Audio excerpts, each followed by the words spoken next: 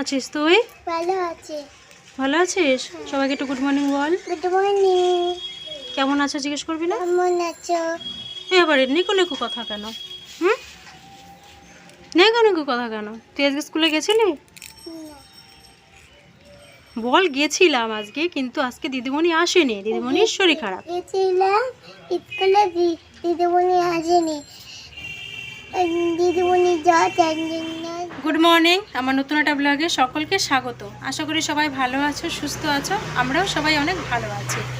আজ হচ্ছে বুধবার, ঘড়ির কাঁটা এখন সকাল প্রায় 11টা হবে। তো এরকমই হচ্ছে, একটু বেলা করেই ব্লগটা শুরু করছি। এখনও কিছু খাওয়া হয়নি, তবে দুষ্টুর বড় মেয়ের দুজনেরই খাওয়া হয়ে গেছে। তো সকালে সেরকম কিছু খাবো না, বেলা 11টা বেজে গেছে, এখন আর ইচ্ছেও করছে না ভারী কিছু খেতে। তাই ভাবলাম যে একটু চা করব, গরম গরম একটু চা খাবো। তো চলো সোজা রান্নাঘরে যাই, দেখতে থাকো আজকের ব্লগটা। আশা করি তোমাদের আজকের ব্লগটাও ভালো লাগবে। তো চলো রান্নাঘরে যাওয়ার আগে একটু দোকানে যেতে হবে, দোকান থেকে আসি তারপরে, ঠিক আছে? দেখতে থাকো। তো দেখো দোকানে এলাম, তো ঠাকুমাকে বললাম যে ডিম দিতে। তো এসেছিলাম মানে ডিমটা নেওয়ার জন্যই, কারণ আজকে ডিম রান্না করব।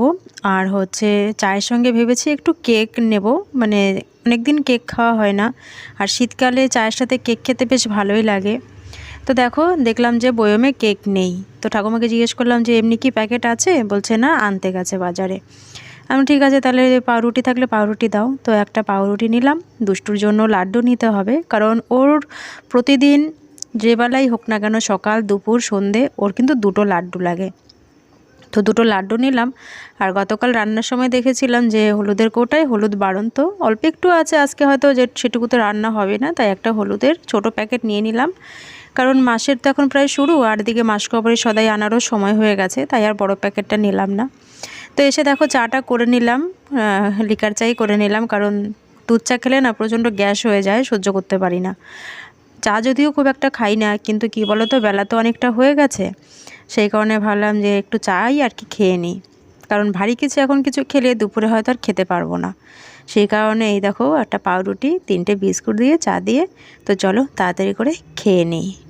তো চা খাওয়া হয়ে গেছে, সেই কখন স্নান করেছি, স্নান করে জামা কাপড় মেলাই হয়নি। দাঁড়া, তো ভাবলাম যে চাটা খেয়ে নিই, পরে করি। তো চা খেতে গিয়ে রান্নাঘরে ঢুকেছি, মনেই নেই হঠাৎ। আর এদিকে দেখো আমার দুষ্টুটা কৃষ্ণ সেজেছে। আমি সাজিয়ে দিয়েছি, বলছে কি মা এখান দিয়ে কৃষ্ণের যে তিলক পড়ে না, ওরকম তিলক আঁকিয়ে দাও।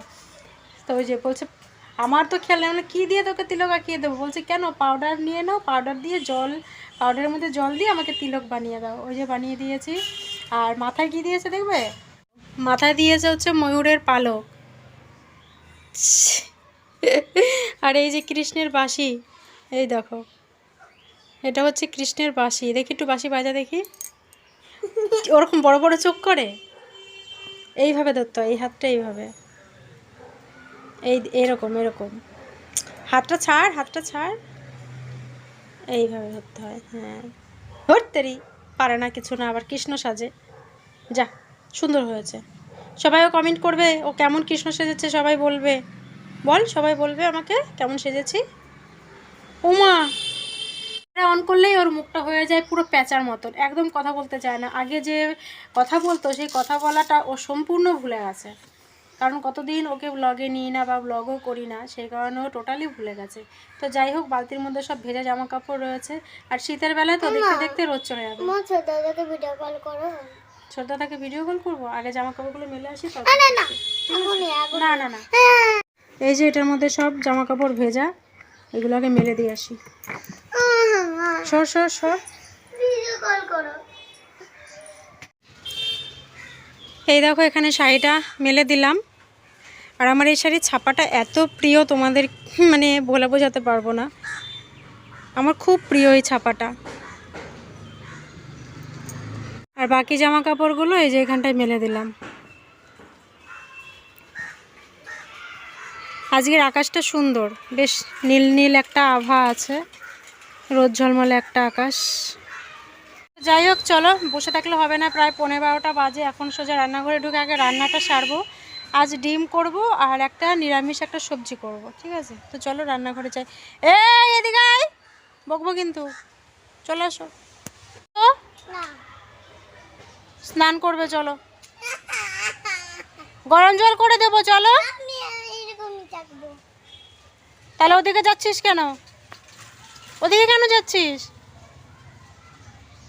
ফ্রিজে রয়েছে প্রচুর সবজি, কোনটা রেখে যে কোনটা রান্না করব বুঝতেই পারি না। দেখো কত সবজি ফ্রিজে। চাল কুমড়োটা সেই কবেকার আনা, আর এদিকে দেখো পটল পুরো পেকে গেছে।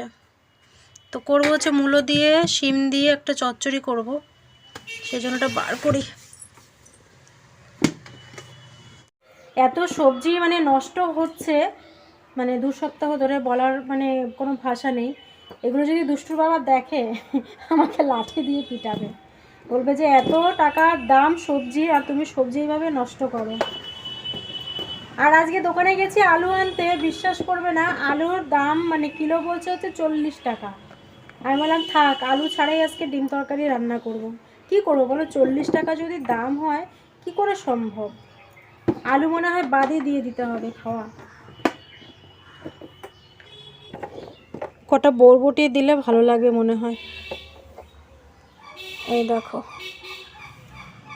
আর এর মধ্যে ঝুড়িতে রয়েছে ফুলকপি, এটা কিন্তু 2টো ফুলকপি। তো দুটোরই কিছুটা কিছুটা করে রেখে দিয়েছি, যে নিরামিষ যেদিন তরকারি করব সেদিন ফুলকপি দেব।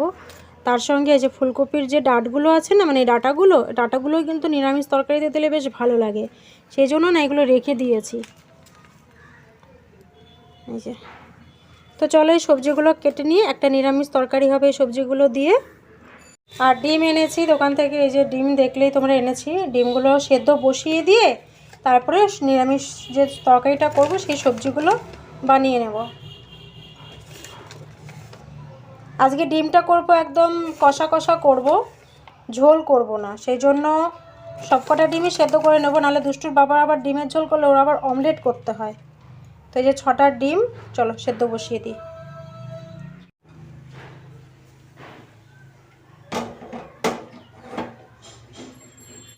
তো দেখো নিরামিষ তরকারিটা করার জন্য সবজি কেটে নিয়েছি। এই যে ফুলকপি, শিম, মূলো, আলু, বরবটি আছে, একটু কাঁচা টমেটো, আর হচ্ছে ফুলকপির যে ডাঁটগুলো সেই ডাঁট একটু দিয়েছি।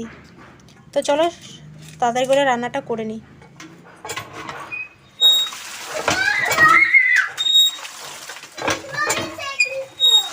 দেখো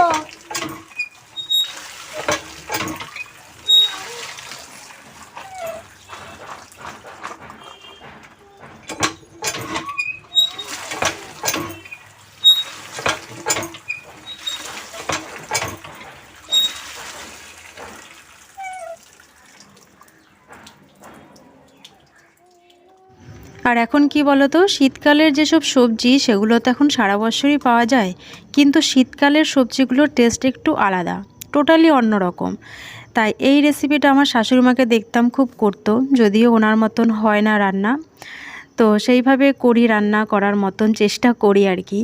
তো প্রেশার কুকারে সবজিগুলো দিয়ে একটা সিটি মেরে একটু সেদ্ধ করে নেব, কারণ গ্যাসে বসালে সবজিগুলো সেদ্ধ হতে একটু টাইম নেবে, তো সেই টাইমটুকু আমি নষ্ট করতে চাইছি না। তো প্রেশারে দেখো পরিমাণ মতন একটু নুন দিয়ে একটু জল দিয়ে সবজিগুলোকে সেদ্ধ করে নেব, তাহলে আমার রান্নাটাও তাড়াতাড়ি হয়ে যাবে। তো রান্নাঘরে রান্না বসিয়েছি, দুষ্টু করছে এদিকে বিরক্ত, কারণ বড় মেয়ে গেছে স্কুল আর দুষ্টু পড়ে গেছে একা, সেই কারণে ও আর একা কতক্ষণ খেলবে, ওর আর একা একা খেলতে ভালো লাগছে না। একটার পর একটা আমার কাছে বায়না, যে মা এটা করে দাও, মা ওইটা করে দাও, মা একটুখানি আমার সঙ্গে খেলো। আমি বলছি বাবা আমি রান্না বসিয়েছি, তো তুই এখানে আমার সঙ্গে খেল, আমি তোর সঙ্গে খেলছি। তো ওদিকে নিরামিষ সবজিটা সেদ্ধ করে নামিয়ে নিয়েছি। আগে ভাবলাম যে ডিমটা করে নিই, কারণ ডিমটা তো সেদ্ধ হয়ে গেছিলো, আর মশলা তো সেরকম কিছুই নয়, পেঁয়াজটা একটু পরিমাণে বেশি দিয়েছি, আর আদা রসুন আর জিরে গুঁড়ো, লঙ্কার গুঁড়ো, হলুদ গুঁড়ো, ব্যাস এই হচ্ছে মশলা। তো এইটুকু মশলা করতে বেশি সময় লাগলো না। মশলাটা কষিয়ে নিয়ে সে ভাজা যে ডিমটা ছিল, ডিমটা মশলার মধ্যে দিয়ে দিয়েছি, আর সামান্য একটুখানি জল দিয়েছি, জলটা না দিলেও হতো। তো এইভাবে কষা কষা করি, আমার যখন মন চায় খেতে তখন আমি করি, কিন্তু দুষ্টুর বাবা আবার খুব একটা পছন্দ করে না। তো হয়ে যাওয়ার আগে একটুখানি ধনেপাতা দিয়ে দিলাম, কারণ ধনেপাতা আমার এখন খুব ভালো লাগে খেতে। তো নামিয়ে নেব। আর এইভাবে ডিমের যে কষা বা যাই নাম বলো না কেন, তোমাদের কেমন লাগে খেতে কমেন্ট করে কিন্তু অবশ্যই জানাবে, যারা ডিম খেতে ভালোবাসো। আমার তো মাছের থেকে ডিম খেতে বেশি ভালো লাগে। তো যাই হোক, নামানো হয়ে গেল তরকারিটা, এরপর সবজিটা বসাবো, সবজিটাও রান্না করে নেব। এদিকে ভাতটাও প্রায় হয়ে এসছে। তো ডিমটা নামিয়ে নিয়েই নিরামিষ যে সবজিটা, যদিও নিরামিষ নয়, ওর মধ্যে একটুখানি রসুন থেতো করে দেব, কারণ একটু রসুনের গন্ধ হলে না বেশ ভালো লাগে। তো দেখো ডিমের রেসিপিটা তো হয়ে গেল, এদিক দিয়ে কিন্তু আমি সবজিটাও করে নেব। তো তোমরা দেখতে থাকো, ভিডিওটা আর বেশি বড় করব না।